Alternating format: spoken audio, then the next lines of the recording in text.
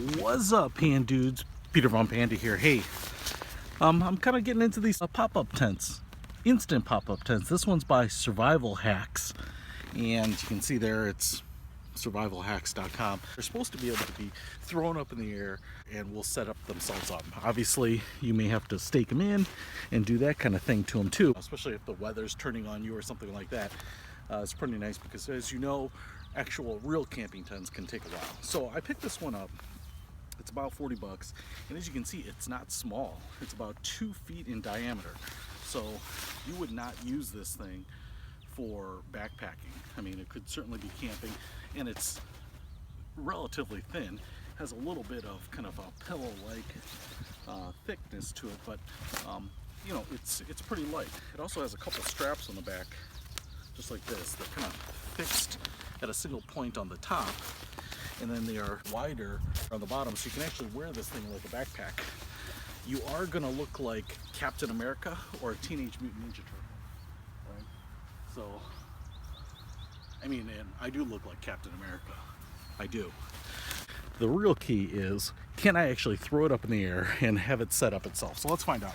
And as we take it out, I thought I would just kind of show you what it looks like here. Has an elastic strap going around the middle so that the whole thing doesn't spring open right away.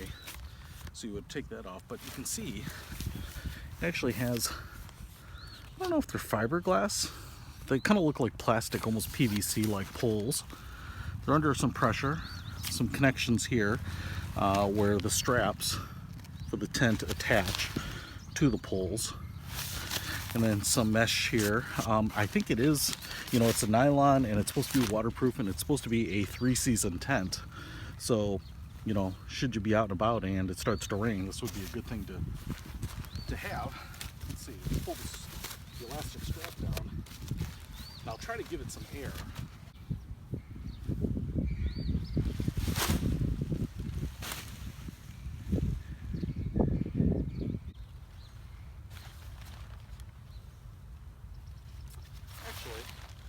One of the problems is these things are actually supposed to be disconnected.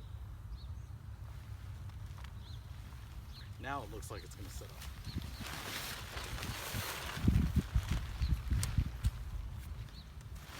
A little bit of user error there, but obviously those white clips on the poles are actually the corners, and so it's not going to set itself up when they're all packed together like that. So you actually have to unplug the poles from each other, and then you throw it up, and it looks like it should probably set itself up. Obviously that still was pretty easy.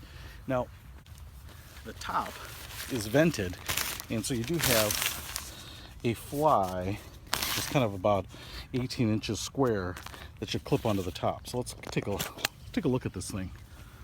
Now, they call it like a 3 or 4 person tent. We'll put that to the test and find out how many people you really can fit in here. So right up here on the top, we have some strings. So once you set this up, you can actually tie this to hold that up. That's probably not that important when you're just setting it up to get in it. But you can see there is a strap that's hanging down where you can hang a lantern or something. And so if you are going to do that and put some extra weight on there, on that hook inside the tent, you're going to want these tied up to the bars so that it doesn't obviously collapse on you. Obviously with these vents in here, that's pretty nice. You're going to get some air circulation, but obviously if it's raining, that's no gooda. So you put on this little fly here. There are hooks on each corner, and there are little orange nylon straps right there. So you can affix these on all corners. Now, if we take a look, we've got a zipper out screen door here. We have nothing on this side. What's interesting here is that the bottom seems to be more of like a heavy duty nylon.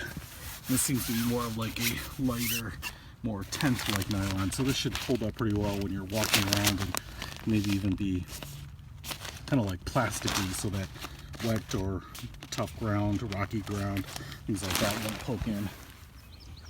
If we go around to this side, I think this is the typical door. We have a screen mesh, fairly big holes.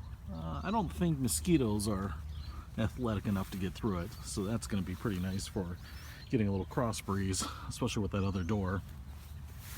you have ties down here as you roll up the screen door, or not the screen door, but the regular door, indoor roll, and then you can tie it down there. You could also tie the screen down too if you want. Seems like it's kind of a silverish, reflective looking color on the inside of the tent, which is going to help brighten things up a little bit. And then the outside right there. So we got that. Should also point out here that looks like you could stake out the bottoms here without a problem. Either putting the stake over the plastic foot here, or even running the stake through the nylon loop on the corner. Logo on this side. Here's that where that elastic strap is to hold it when you've got it in its circular compact travel form. And then if we just kind of look at the door down here, it's just a single zipper. It's nice that it has a little flap, so when it's zipped up, you won't get water through the zipper. It'll kind of shed it over there. And then obviously the screen door here. So both sides look exactly the same. And then a zipper to open that up. All right, let's take a look here and see if this thing is, how big it really is in here. So we do have a pocket on this side for individual personal items and your valuables. And then as you can see, the vent hole at the top would be covered up by the little fly there. Obviously, because of the curvature of the sides of the tent, if it is raining, you're gonna have to zip that up. But you might be able to leave a little vent hole up here. And then that hook that we talked about for putting in a lantern. Now, size. I think of this thing as pretty square. And let me see if I can show you what I'm talking about in terms of size. I'm gonna lay down and I have my feet touching this end of the wall. And my head is touching this end of the wall. And I'm about 5'8". So you want to keep that in mind as you're considering this, because if you're going to use it, you're going to have to decide if you're going to have 2, 3, or 4 people in here, because someone's going to get voted off the island if you're 4. Now, I would say I could put 3 people in here in a pinch, maybe 2 people and a small dog. But you know, even for me to be really comfortable in terms of length, without my feet up against the wall or my head up against a wall, I would want to be sleeping this diagonally. So to be honest, I actually wouldn't mind this as a really simple kind of a one-man tent for a weekender. And the reason I don't like being pressed up against a wall, head or feet, is that when it does rain, it gets a little cold. Even if you're not getting water through the material, you know, you feel like your feet or your head is wet because it's touching something. Now, when this is staked out, I assume it's going to be a lot better, but it's not huge. And at best, I'd kind of call it a 2-person tent. I think the real advantage to this thing is that it opens up on its own. It's obviously very bright, and you know, it's going to be pretty easy to carry, and it's going to allow you, by setting it up quickly, to kind of have more time enjoying your weekender than worrying about and fussing with the tent. So I dig it. Survival hacks, instant pop-up tent. Peter from Panda, out.